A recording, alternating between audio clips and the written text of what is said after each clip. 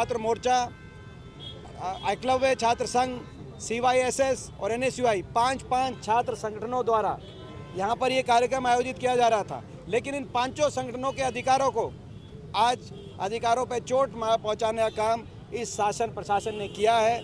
आज हमारे जो है चुनाव के अंदर चुनाव का बिगुल बज चुका है, आचार संहिता लागू हो चुकी है, तो क्या हम लोगों के बीच में जाके अपनी बात नहीं कह सकते? इस बात का जवाब ये दें। किसके इशारे हो रहा है? साहब क्या लगता है, कोई इशारा कर रहा है? इशारा तो ये सारी जो है मैं समझता हूँ कि पिछले इलेक्शन में जो हो रहा था वो किसके इशारे पे हो रहा था। इस इलेक्शन में ये भारतीय जनता पार्टी की जो सरकार है, ये लोकतंत्र में विश्वास रखने वाले लोग नहीं हैं, संविधान में विश्वास रखने वाले लोग नहीं हैं। ये तानाशाही प्रवृत्ति की तरफ जो है इनकी कार्यशैली रहती है। ये बड़ा दुर्भाग्य की बात है। मैं कहता हूँ कि हम तो ये कहते, आपने देखा होगा, मेरा तो ये भी बयान आया जब हरियाणा के कई किसी कोने में कहीं रंजीत चौटाला कहीं दुष्यंत चौटाला का, कहीं अजय सिंह चौटाला का जब विरोध और कई भाजपा के अन्य प्रत्याशियों का विरोध आया, जब हमारे रोहतक लोकसभा क्षेत्र में, कोसली क्षेत्र में हमारे यहाँ के भाजपा उम्मीदवार का विरोध की बातें आई, तो मैं तुरंत लगातार अपील मैंने करी सभी लोगों से कि सभी को अपनी बात रखने का स्वतंत्रता है, सभी अपनी बात रखें। लोगों में जो गुस्सा है, जो लोगों में नाराज़गी है, वोट की चोट से उस गुस्से और नाराज़गी को इजहार करें लोग जिस दिन मतदान हो। लेकिन हर व्यक्ति अपनी बात रखे, हर दल अपनी बात रखे, पार्टी अपनी बात रखे। यही बाबा साहब ने हमें संविधान दिया है कि स्वतंत्रता हर व्यक्ति को अपनी बात रखने की स्वतंत्रता होनी चाहिए। चुनाव में हर विचारधारा को प्रकट किया जाए लोगों के बीच में, और उसके बाद जनता जनार्दन फैसला करती है।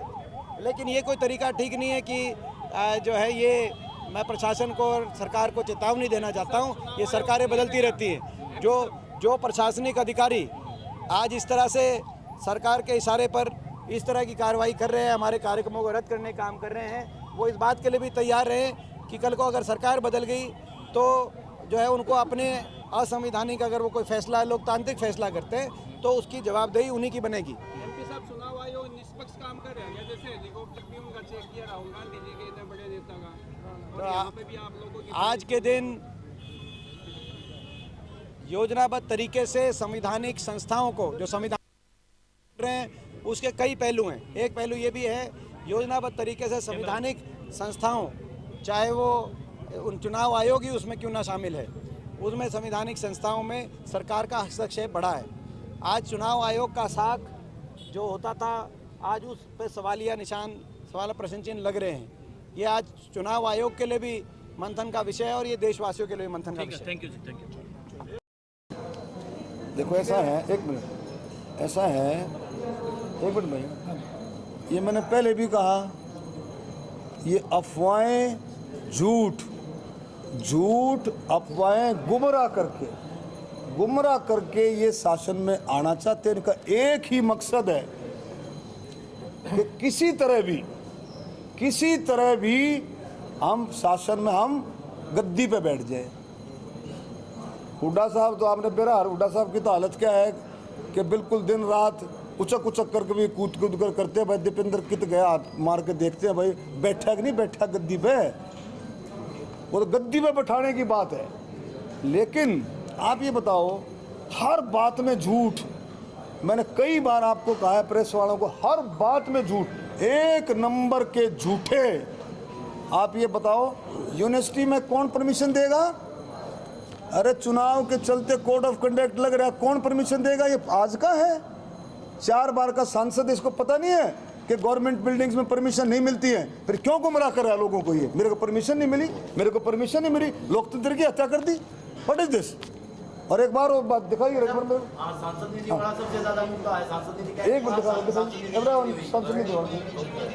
देखो, एक मिनट, एक बार वो दिखाइए, क्लिपिंग दिखाइए। देखो कितनी बार बात होगी, देखो मैं पूछना चाहता हूँ, देखो भाई कहीं हल्के में आपने देखा हो ना, तो आए गए न लोकसभा में उनकी हाजिरी, न अपने लोकसभा क्षेत्र में उनकी हाजिरी, न उन्होंने ग्रांट खर्च करी, और ना भाई कोई काम कराए, कोई काम कोई परियोजना कराई हो। देखो ना ग्रांट खर्च कर ले, पकड़ना पड़ेगा। एक मिनट, अब बताओ, ये बात इसने बार बार देख लिया आपने, ये बार बार ये कह रहा है कि डॉक्टर अरविंद शर्मा ने ग्रांट खर्च नहीं की, जबकि इसको पता है कि डॉक्टर अरविंद शर्मा ने अपनी ग्रांट सबसे अव्वल नंबर है हमारा। दैनिक जागरण में जो रिपोर्ट आई थी आपने देखी, उससे बुखला गई है। दैनिक जागरण में ये रिपोर्ट दैनिक जागरण की है, ये रिपोर्ट 100% ये रिपोर्ट ठीक है। उसके अरे देख रहे हैं, पकड़िए रहे 5 ले पकड़। अरे ये देखो भाई, ये इसका फ़ोटो खींच लो। ये देखो भाई, इसका मैं सबको दे दूंगा, फ़ोटो खींच लेना इसका, कहोगे तो इसकी फ़ोटो कॉपी भेज दूंगा। ये है, कहाँ गया देवेंद्र, कित भाग गया है? आजा भाई आजा, तो पूछो तो यो बता दूँ ना। एक मिनट देखो भाई संजय जी, ये देखिए, ये इसने बार बार हर जगह जाकर इतना गुमराह, इतनी झूठ, हर जगह जाकर के इसने ऐसा माहौल बनाया है कि मैंने ग्रांट खर्च नहीं की। देखो 17 करोड़ रुपए, 16 करोड़ मतलब 96 लाख, लगभग 17 करोड़ रुपए मुझे मिले। ये डिस्ट्रिक्ट एडमिनिस्ट्रेशन की रिपोर्ट है, ये इसकी फ़ोटोकॉपी आप ले लेना मेरे से। सिर्फ मात्र जो है 46 लाख रुपए बचा है, सॉरी 40,000 रुपये, मतलब बता पहले मात्र 40,000 रुपये बचे हुए हैं। कितने? 40,000। और बार बार इतना ढीठ, पता है इतने ढीठ का क्या कर ले भाई। मैं तो एक बात और कहता हूँ, लिखो भाई, करो। मैं इसको चैलेंज करता हूँ कि मेरे सामने आए जितनी भी बातें कह रहा है, अगर ये कह रहा है मैं पार्लियामेंट में, मेरे सामने आए, पार्लियामेंट इसकी डेवलपमेंट की बात कर रहा है, मेरे सामने आया, आमने सामने बैठेंगे, प्रेस भी बैठेगी, आमने सामने बैठेंगे। अगर इसमें हिम्मत है, दम है, तो मेरे सामने आकर के बात दिखाए, डॉक्यूमेंट दिखाए, और मैं इसके सामने चैलेंज करता हूं, मैं इसकी बात का जवाब दूंगा और अपने आप को प्रूव करूंगा। ये झूठ बोलते हैं, ये 230 झूठे हैं, ये समझे, बिल्कुल झूठे। ये मैंने बताया ना, आप इसको छापो, इसको क्या है मेरे सामने आकर के बात करें। इसके झूठ का पर्दा साफ हो गया है। और ये झूठ से ही, एक मिनट, ये झूठ से ही 10 साल चीफ मिनिस्टर बने थे, झूठ से ही। मन्ने बेरा ये चीफ मिनिस्टर क्यों कर बने थे, सुन लो, झूठ फूट करके ये चीफ मिनिस्टर बने थे। सारे झूठों के पुलिंदे हैं, इतनी झूठ बोलते हैं, हर चीज में झूठ इनकी, हर एक चीज में। अब बताओ, आपके सामने कह रहे हैं लोकतंत्र की हत्या। अरे भाई, लोकतंत्र की हत्या क्या मतलब? अरे लोकतंत्र की हत्या जब किसी सरकारी प्रीमिसेस में परमिशन नहीं मिल सकती है, कोड लगता है, जब हमको करे, हमारे को थोड़ी मिलती है, किसी को नहीं मिलती है, तो ये लोकतंत्र की हत्या कैसे होगी भाई? अब कह रहे हैं ना भाई, यूनिवर्सिटी में परमिशन नहीं दी, लोकतंत्र की हत्या, मैं ये कर दूंगा, मैं वो कर दूंगा। अरे छोड़ दो, क्या कर दूंगा क्या नहीं। समझे, मैं कह रहा क्या कह दूंगा, समझा? ये सुन तो लो, ये कुछ नहीं, ये हुए फोफस काम है, लोगों को गुमराह करके ये पकड़ाई में आ गए है।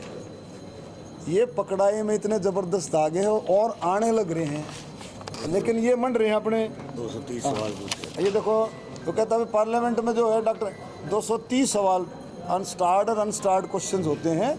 230 दैनिक जागरण की रिपोर्ट ओके है। ये मैंने भास्कर वालों का तुमने क्या छाप दिया? हाँ, वसीर साहब ने छापी थी ना। भास्कर की गलत थी। भास्कर देखो, ऐसा सुनो, मेरे प्रेस वाले गल मत बिड़ाओ, मैंने इससे गल बिड़ा रहने दे, समझे? तो मैंने प्रेस वाले के साथ में भास्कर की रिपोर्ट जो थी, लेकिन भास्कर को मैंने स्पष्टीकरण दिया था, मैंने अपनी ये रिपोर्ट भेजी थी और भास्कर ने फिर वो छापी। तो आप देख लो, आप जो मैंने जब दिया, कौशल जी बताओ, जो छापी तो क्या होगी, गलत सली तो अंदाजा ला लो क्या थी। अरविंद जी, हाँ, बराला जी आए थे तो उन्होंने कहा था सभी 22 सीटों पर चुनौतियां हैं। तो आपकी भाई 10 सीटों पर 10 रोहतक में भी चुनौती मानते हैं आप? देखिए ऐसा है, देखो ऐसा, देखो सुनो, एक मिनट, चुनाव चाहिए, एक मिनट, चुनाव चाहिए जिला परिषद का हो, चाहे सरपंच का हो, विधानसभा का हो, पार्लियामेंट का हो, हर चुनाव चुनौती होता है, उसमें कोई दो राय नहीं। चुनौती चुनाव, और जितने भी कैंडिडेट होते हैं, जितने भी जो निर्दलीय हो, छोटी पार्टी, बड़ी, जो भी, हर एक के साथ मुकाबला मानता हूं मैं। और चुनाव, हर चुनाव चुनौती होता है। हम गवर्नमेंट की बात नहीं करते हैं, हम मोदी जी के सिपाही हैं, हम घमंड की बात कभी नहीं करते, लेकिन अपने अच्छे तरीके से हम ठोक करके मजबूती के साथ अपनी तैयारियों में जुटे हैं मोदी जी के नेतृत्व में। और 100% भगवान से डरते हुए 100% जो है छत्तीस बरादरी आशीर्वाद देगी, और जैसे पहले आशीर्वाद दिया था ऐसे आशीर्वाद दे करके कमल का फूल खिलाएगी। कितनी वोट सीट मानते हो वोट सीट तो जलन लग रही है। वोट तो संजय जी, वोट तो ये और वोट बनाने लग रहे हैं झूठी पूठी बात कर करके। अब इतने झूठी बात कर रहे हैं। एक ने पूछा तो प्रेस वाले ने बोला दीपेंद्र आ जा, तो मखा भाई मज़ा तो दीपेंद्र के लिए होगा। बोले अभी फलाना आ जा फलाना आ जा। मगर चुनाव लड़ने का मज़ा तो दीपेंद्र के साथ ही आएगा।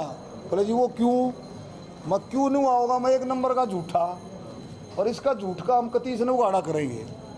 इसकी झूठ के पुलिंदों को, झूठ रूपी पुलिंदे को इसका हम उगाड़ा करेंगे। जिस तरह से झूठ बोलता है, अफवाह इतना चालाक यार, इतनी चालाकी से काम करते हैं, इतनी चालाकी से इतना गुमराह करते हैं कि मैं अपने शब्दों में नहीं बता सकता। और हर चीज़ को लोकतंत्र की हत्या, हमारे बूथ कैप्चर कर लिए, हमारा वो कर दिया, क्या करे थे कि भाई दोबारा से जो है वो हाँ रिकाउंटिंग हमारी ऐसे कर दिया ऐसे कर दिया। अरे कुछ भी नहीं। जब चुनाव था, जब मैं भी वहीं था और ये भी वहीं था, जब इसको पता लगा रिजल्ट नेगेटिव है, टुड़क देसी अपने चला गया, एक सेकंड भी नहीं रुका। टुड़क देसी मतलब मैं तो पूछा मेरा कित गया है, बोले जो तो गया, बोले टुड़क देसी मैंने उड़ाया, मैंने ये कहा प्रशासन को, एक कई शब्द भी नहीं। और बताओ, फिर बेरा है ना उसको बेरा है, कोई मतलब ही नहीं। तो अब इसलिए स्वाद आएगा कि भाई इसलिए इसकी झूठों का पर्दाफाश करेंगे। हमारे सब पार्टी के कार्यकर्ता नेता कभी तैयार बैठे हैं कि किस तरह से इन्होंने हरियाणा को लूटा, भ्रष्टाचार कैसे क्या हुआ, किस तरह से इन्होंने गुमराह किया है परिवारवाद के जरिए से। अपने दीपेंद्र के सिवाय कुछ दिखता ही नहीं यार। अरे भाई और भी तो हैं लोग, और भी कार्यकर्ता हैं, कुछ दिक्कत है क्या? सिर्फ एक ही चीज़ दिखाई देती है। और यह बात ये पकड़ाई में हाईकमांड में भी आगे हैं, इनके हाईकमांड में ये सारे पकड़ाई में आ गए। अब चिंता ना करो, सब मालिक बड़ी ताकत है, छत्तीस बरादरी इनका बढ़िया इलाज करेगी। डॉक्टर साहब, अभी आप केंद्रीय योजनाओं की बात करें कि मोदी जी ने ये किया, ये निश्चित तौर पर देशव्यापी मुद्दे हैं। ऐसे सांसद आपने अपने लोकसभा क्षेत्र में